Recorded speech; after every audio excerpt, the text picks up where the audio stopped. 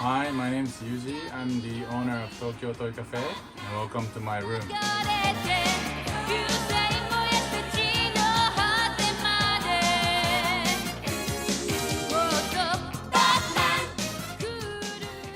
I made a documentary about the world's top Batman collectors. I featured Mr. Kosaka from Koenji. And if you want to see more eccentric, like a knockoff and vintage stuff, you can check this video. It's on Amazon Prime in the documentary section. These are Batman Returns. I recently rewatched it and I think it's really cool. The design, packaging, everything is really cool. So I try to find something related to the movies. These are magazines, for example. And this one is when you saw Suicide Squad, there was a chase figure, and this one is without the mask. So it's cool to see the Batman here, right? And this is the tape. And these shelves, I try to keep something blue, ranging from 1980s to 2000, I guess. One on the top is the pets. I try to collect all the different stems, colors, variations. So back there is Migo. Also, everybody collects these. The one on top three, those are pocket superheroes. The red one comes like pretty often, but the denim and the white packaging also relatively rare, I would say. And one on the top right, top left, sorry, that's a Paritoy from UK and one from US. So looks similar but different packaging. One on the middle is all the different eras. So when you see the Batman face, it's actually different. 77, 79 or something. Okay. And when you see the bottom, those are very rare three-piece there. One, it says Magnetici, that's from Italian package. So I've been looking for this for ages and somehow it came out in Mandarake. And it's quite rare, but I don't know why it came out in Japanese market, you know. One you see with the square, that's called a Crescigi package. I'm not sure if I'm pronouncing it right, but Crescigi used to be a former Kmart. So before Kmart, they sold these Batman in 1972, 1973, I guess, in the supermarket. So one with the package is very rare, and the green one, those are called the fist fighting Batman, and that's a UK package. UK package has a pink and green, and this is very rare green one, and I got it in 2012 at some market in UK. Superpowers, packagings and colors are nice. Look at the roller skate, that's really cool. I think I recently got this one, and I don't know if you can see on the very bottom from top angle, I think there's a utility belt which I wasn't able to show properly, but those are from 1966. Package is replica, but still it's worth it. And these two, I don't know if you guys have seen this, but this is Mech series. It's a feature animation, and it's really cool content. So I wonder why it's not coming to Japan market yet, but it's really cool animations. There's a few more on the bottom. I can't show you today, I'm sorry, but this is mainly from 1966. There was a Japanese TV series which was aired 1 year in Fuji Television. As you know, in Japan, like it's like a 1 year trend. Like when there's a new character, new series, they will push really hard for consecutive 1 year, like throughout 1 year, and multiple toy company, they try to release as much as they can. So just 1 year in 1966, they released a bunch of Batman stuff, and then they stopped. So it's so weird, but still nowadays, like when you go to like a vintage toy market in Japan, like you kind of find like something looks like a knockoff, but it turns out to be authentic sometimes. So you really have to dig and search and compare whether it's real or not. Anyways, so these are licensed ones. Okay, these small two ones looks like a knockoff, but it's a Masudaya, and it was recently on the Mandake auction. Nomura Toy, Masudaya, big ones. Cape Serve replica though. This yellow one is knockoff, but the one on the left is from Bandai. It's officially licensed. The difference is it has a weight on the feet and it stands properly. This one is one of my highlights of the collection is the 1966 Yonezawa. So one with the box is very rare. Look at the design, it's really cool. And it came with a mint condition. So, and one on the back, when you see this is a artist called Jiro Kuwata. He drew he was the first Japanese to draw a Batman back in 1966. Initially, he was asked by DC Comics back then to draw Superman first, but he declined. And then next year, he drew Batman. He's the master. This one was on the Mandarake auction recently. I bought it off. I don't know when he wrote this because I did the last interview to him with the phone, and I bought the center black and white one directly from him. So I have a how do you say certificate as well. So I'm not sure about the left one, but the Mandarake certificate is inside. So it gives you wonder like when exactly this colored version were drawn.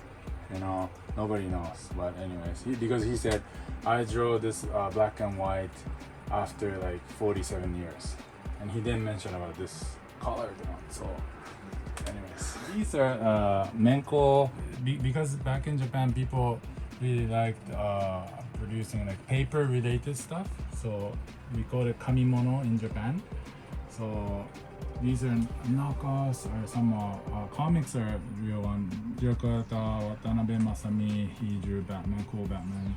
Menko, everybody's favorite. Menko. And then the toy gun, plastic gun. So back in Japan, 60s were the tin toys. Then it shifted to plastic toys, right? And then it went to China, Taiwan, Hong Kong. Made in Japan tin toys from 60s, early 70s. Then shifted to Asian market, right? Both are nice, but it's just showing the history side of it, right? And these are all licensed ones. So as I told you, multiple different companies like Ichimura Shokai, Nomura Toys, the bat gun, and there's a smaller one which I don't have. Aoshin Batmobile, there's a smaller one with a battery operated as well. On the back you see Menko Karuta. Karuta is like a Japanese traditional card game, and Batplane. This is Marks, which was exported to UK, US, but actually it was made in Japan. And this is Keshigomu. There's two shapes on the bigger size, two poses, I mean, right? So I think it's complete, 4 colors. And one on the top, it's a 3 poses, blue, yellow, green, red. I still don't have the yellow and green. And these, I think it's licensed, these 3, right? And then because it comes with the Meiji chocolate packaging. These blue and the red one is the plastic. It's like plastic models, which came inside the Meiji box. Neil Adams design, right? So he recently passed away, but back in 1979, a lot of Japanese toys, including Migo, transformed to Poppy. They used the Neil Adams design. So we we admire Niradam-san so much. You see on the very back, those are pachinko, kamimono, let's say again. I think the designs are super cool. Some are adapted from US comic books, obviously, right?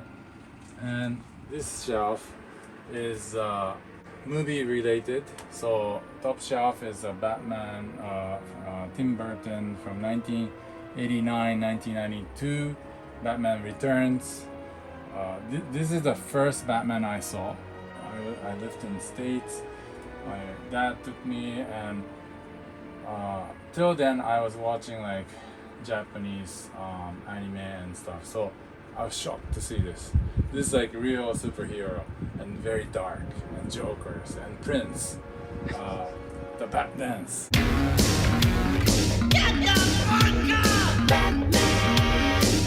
Oh my god, it's crazy American movie, right? And this gave me so much influence, and since then I became Batman crazy, like Batman fanatics. I didn't collect the toys back then, till I grew up, till when I became like 17 years old. I was walking, there was a souvenir shop, like anonymous, it's not even a toy shop, but there they sold this Toy Biz. We call it Square Joe because the Joe is square. There's a 4 different patterns, anyways. So this Michael Keaton one, it was sold for 8,000 yen. So for koukosei, the high school student, 8,000 yen was very expensive. It was almost like a 1 month's okozukai. But anyways, I bought it for the first time.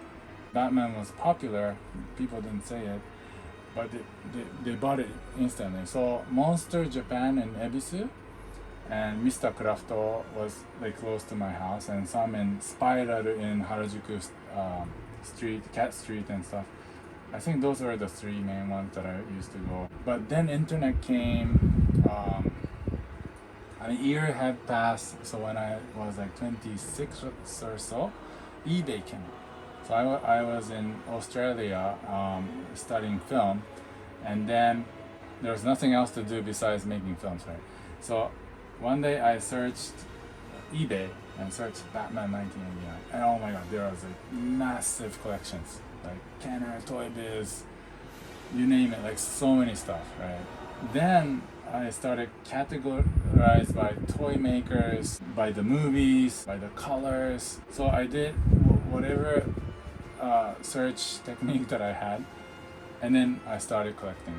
So that's how it started. So, and these are the Dark Knight trilogy mainly, and the Ben Affleck also. I like to collect something that is like a Japan premiere stuff.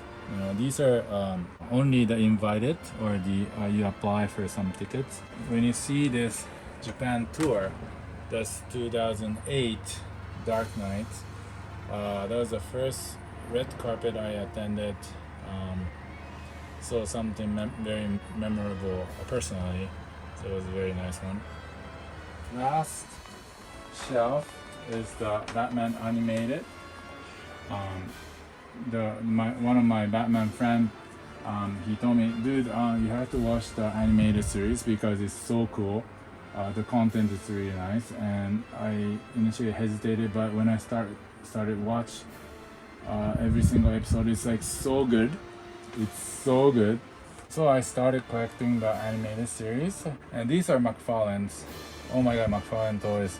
He started doing this McFarlane toys again, and then he got the official license from DC. Oh my god, he started like throwing every single Batman that we can think of to the market. Lastly, these are really my favorite shelf because it's collected from all over the world. So this is the Dr. Pepper. This lemon soda is from Italy, America, Japan, and these are Doritos. Oh my god, this is so cool. Doritos package that came from Brazil. So back then, somebody posted on Twitter, and I really liked the package. I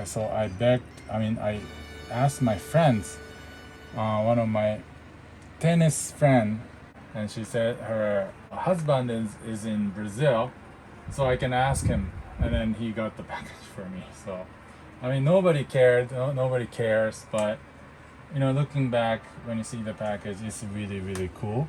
And this is from Philippines, this is from the Turkish airline, so it's from worldwide. The recent one is the Burger King that came mainly in Europe, especially in Germany. So somehow it didn't come to US market much, I think. Once I reopen the Tokyo Toy Cafe, I will display like a food and packaging corner, maybe, to display the food and packaging collection of the Batman on a one shelf or something. I also collect Star Wars, so Star Wars collectors are so dedicated, and they're so specialized in categorizing by size, different era, different makers, and they're so good. But somehow Batman collectors, they're good, but because Batman is so random, with so many stuff over 80 years, so somebody has to, I think, sort nicely to categorize, and that's how I want to do it, because as a toy collector, it's very, very fascinating series and toys, but for the collectors, it's difficult to understand where to start, where to begin with. For the next maybe 5 years, 10 years, is through Tokyo Toy Cafe, I want to show to the new collectors, old collectors, hey, these are the categorized Batman collections. So by coming over to my shop, you will understand exactly like these are from which era and what you should start focusing or collecting, or we can do the trading, So it will happen very soon.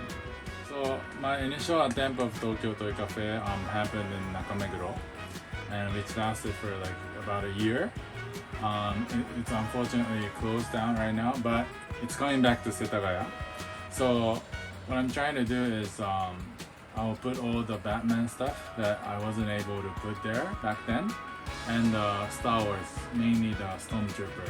I do collect the Stormtrooper. So come and join us very soon. I do want to interact with like both international customers, Japanese domestic customers. I want to do the signing, I want to do the screening, do the drinking, So here comes.